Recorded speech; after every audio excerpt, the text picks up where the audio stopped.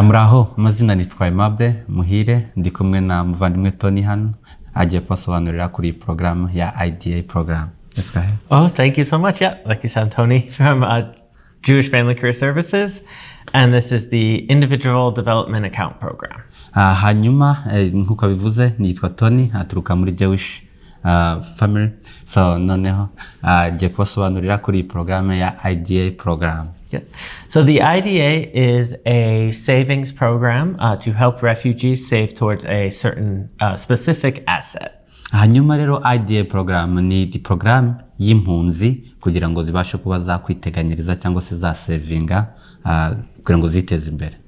So we would help you open a new bank account for this program. Tuzabafasha gufungura ma konti muri iyi program yacu.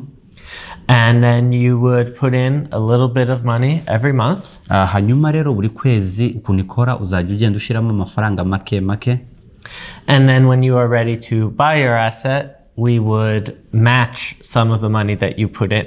Hanyuma rero nuramuka uri tayari kuba wagura icyo wifuza kugura, kimwe mu byo dusavingira hano ari buze kubabwira, dufata amafaranga wari ufitemo tukayamacinga tukongera tukanganya nandi system program ikwemerera kuba.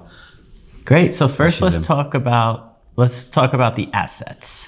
Reka tuvuge rero ni nuhe mutungo cyangwa se ni iki ushobora gusavingira hano muri program. This program is only if you're saving for one of these four things. Hanyuma iyi program ni ikorana n'abantu basavingira ibi bintu bine bikurikira. If you look at your screen, a purchase of a home.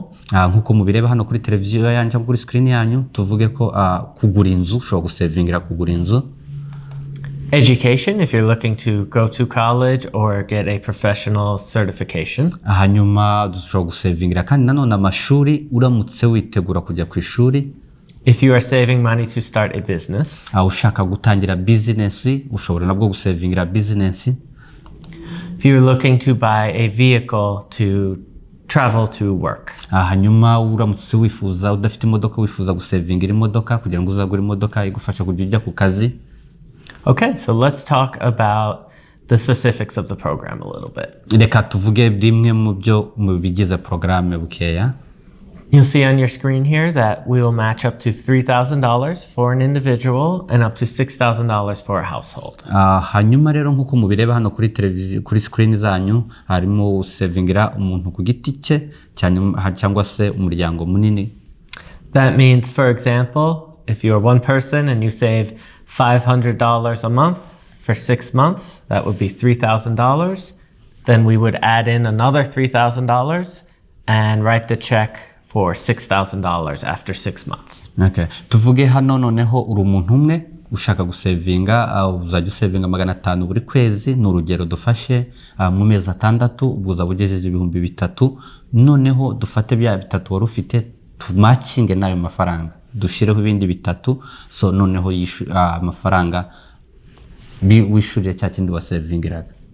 And just to be clear, the check will be written to the whoever you're buying the asset from. So if you're buying a car, the check will be written to Toyota, for example, not directly to you. Reka tuvuge urugero ni imodoka wasavingiraga ufitemo $500 ubwo mu mezi 6 ni 3 ushaka kugura imodoka. Tuvuge urugero uzagurira umudira witwa Toyota. Bazafata ibyo 3 wari ufite bakongerereho ibindi 3 bibe 6, nibirangira noneho amafaranga bayohereze check bayohereze kuri bayiguhereze yitware kuri Toyota. If you look at the screen, it says you're eligible for up to $6,000 for a household. And that means if you have a spouse or children you claim as dependents. Tuvuge rero uri umuntu ufite umuryango munini, hanyuma bishobora kugera ku $6,000. Okay. And the numbers we gave were just an example. Mibare turimo dutanga n'urugero. Of course, you don't need to save $500 a month. It could be as low as $30 a month. Ntabwo ari ngombwa ko savinga $500 buri kwezi, ashobora kuba no hasi yayo ngayo. We will help you determine how much is good for you to save every month. Iyo twicaranye nawe turicara tukarebera hamwe amafaranga winjiza, hanyuma tukakubwira yo ushobora gusavinga buri kwezi bitewe n'amafaranga ufite winjiza. The minimum time in the program is 6 months. You cannot get the check before 6 months. Igihe rero bitwara n'amezi atandatu ntabwo ushobora kubona cheke mbere y'amezi atandatu. And it can go as long as 1 year. Kandi bishobora gukomeza noneho bikagera n'igihe cy'umwaka. Okay, let's talk about the financial literacy courses. Tugiye kuvuga rero ku bijyanye n'amasomo ufata. Okay, so you see on your screen here, we do have a requirement of 6 hours of courses. Hanyuma rero dufite amasaha dusaba ko ugomba gufata amasaha 6. And we will teach those courses here at Jewish Family Career Services. Hanyuma ufatira amasomo hano kuri Family Service. Okay, and those classes will cover things like building your credit score. Ayo masomo rero abarimo bimwe mu bijyanye n'ukuntu umuntu yubaka ama credit score. In introduction to the US banking system. Tugusobanurira uburyo amabanki ya hano muri Amerika akora. And there will also be courses specific to the asset that you are buying. Ikindi noneho rero haba hariho umwihariko w'amasomo bitewe n'icyo uri mu savingira cyangwa se icyo wenda kugura. For example, if you are looking to buy a house, we would have a courses explaining mortgages. Tuvuga urugero nimba ushaka kugura inzu tuzaguhereza amasomo ajyanye nuko n'ibijyanye n'inzu mortgage. Okay, let's talk about eligibility. Reka tuze kuvuga noneho ku bemewe. If you look at your screen, you'll see that you need to be a refugee. Hanyuma noneho rero tuvuge umuntu wemerewe kwapurika kujya muri iyi porogaramu agomba kuba ari impunzi. Have been in the US for 5 years or less. Agomba kuba amaze imyaka 5 hano muri Amerika cyangwa se munsi yayo. Have a job. Afite akazi akora. Now, I do want to say that I know a lot of you may be new to the country and not have a job yet. Ndabizi bantu benshi bashobora kuba batarabona akazi. That's okay. You can still make an appointment to come see me and we'll go over your paperwork. And if you qualify, we can have you ready to enroll once you do get a job in the future. Nawe rero utarabona akazi ntacyo bitwaye wasaba rendezvous kaza hano noneho tukagushira muri programme twarangiza wazabona akazi tugahita dutangira tugakorana. Okay. The last 2 qualifications have to do with how much money you have and earn. Ikindi cya nyuma nuko tureba n'amafaranga angana gute winjiza cyangwa se ukorera. So the first is that you must earn less than 300% of the federal poverty level. Cya mbere nuko tureba ko ufite 300 byibuza nko kwijana kijyanye n'icyiciro cy'ubukene cyangwa se cy'ubushobozi ufite. This number is different depending on how many people are in your family. Iyi mibare rero yo ijyana bivanye n'abantu ufite mu muryango ko bangana. But we can check for you. Most people qualify. Twareba ariko akenshi abantu benshi baba bari qualified bemerewe muri programme. Also want to make sure you do not own more than $10,000 in assets. Ikindi dushobora kureba mu mitungo ufite ko udafite birengeza 10,000. However, this does not count 1 car and 1 home. Tuvuge wenda nk'imodoka imwe cyangwa se inzu imwe. Again, these last 2 are a little confusing, but most people qualify and we will help you determine if you qualify. Ikindi twasubiramo abantu benshi bakunda ko iyi programme ikunda kubemera rwose tuzabirebera hamwe turebe ko wemerewe muri programme. Okay, great. So let's talk about if you do want to learn more about the program or come in and make an appointment. Reka tuvuge rero nimba uramutse wifuza gufata mwe muri programme kandi waza ugasaba rendezvous. I will put my information on the screen at the end. Ndaza gushira niturangiza turashiraho information ziwe cyangwa se uburyo ki wamubona. And of course we can get an interpreter to come if you need it. Uramutse ukeneye noneho n'umuntu uzafasha kugira ngo ubashe gusobanukirwa cyane byimbitseho tushaka abasobanuzi. But if you look at your screen, some documents that would be helpful for you to bring when you come. Hanyuma rero urebye hano kuri screen zacu urabone ibyo dukeneye kugira ngo ubashe kuza hano bimwe mu byo witwaza. So you see the first is Social Security card, we'll need to see your social security number. Kimwe muri ibyo urabona social security, tuba dukeneye social security gihuje. If you filed taxes last year, we would need to see those documents. Icya kabiri ni uramutse warapuritse amataxi umwaka ushize, tuba dukeneye ibyo byangombwa wapurikiyeho, ya fomu igaragaza amafaranga wapuritse umwaka ushize. Of course, if you have not been in the country long enough to have filed taxes last year, that's okay. We don't need that. Bayo utarabaye hano umwaka ushize muri iki gihugu cyangwa se utarigeze wapurika amataxi utarakoze, nabwo nta kibazo, si ngombwa ngo ukizane. We need to see how much you earn. So if you can bring about 2 months of your pay stubs.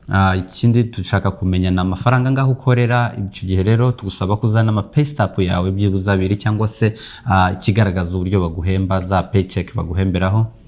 And we would also need documents showing that you are a refugee or an asylee. Hanyuma dusaba icyangombwa cyerekana ko uri impunzi mu buryo bwemewe n'amategeko cyangwa se ufite study ya asylum. We understand not everyone would have a green card yet. That's okay. We will talk to you about what specific documents you would need because it can be a little different depending on which country you are from. Hanyuma turabyumva ko abantu benshi badashobora kuba batarabona green card, nta kibazo, waza tukaganira turebe ni iki ukeneye. But as long as you definitely have refugee status, you should be okay for this program. Gihe cyose waba ufite ntuza y'uburefugee hano, wemerewe gutura hano nk'impunzi, uremerewe rwose muri program. Okay, and now we're gonna put up on the screen my phone number and email address. So please contact me if you have any questions or would like to come in and make an appointment to talk about the program. Hanyuma rero kuri screen yacu hariho nomero za telefone na address na email ku buryo waza hano uramutse ubishaka wakwandikira iyo nomero, hanyuma ukaza hano tukaganira kuri programme byimbitseho. Okay, great. And you had some questions? Yeah, I can ask. Ndaza kubaza utubazo nka tubiri kugira mu mashe byibuza gusobanukirwa. I can ask like 2 or 3 questions. First question is, every refugee in the United States are qualified for this program, wherever they are? So this program, the funds come from the Office of Refugee Resettlement, or ORR, in Washington, D.C., so it's a government program.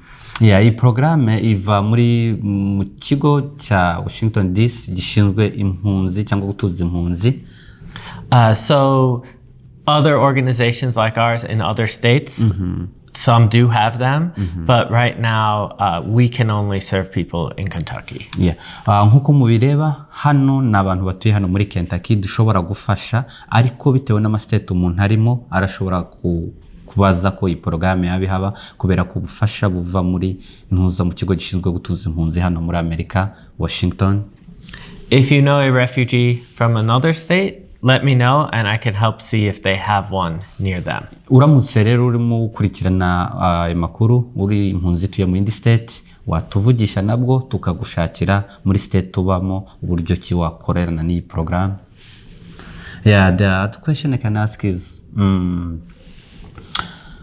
if they don't have a green card yet and they live here let's say like 5 months or 1 year, they're still waiting for a green card, they are qualified with this program as well? Yes, you do not need a green card. As long as you are a refugee and have not been here longer than 5 years, you would qualify. Hanyuma rero umuntu narimo aje umuntu utarabona green card ariko ari impunzi nkuko twabivuze, nawe uremerewe muri iyi program, waza wagira amahirwe yo kwiga uburyo ki wabasha kwiteza imbere cyangwa se kimwe mu byo wifuza kugeraho kugira ngo utere imbere.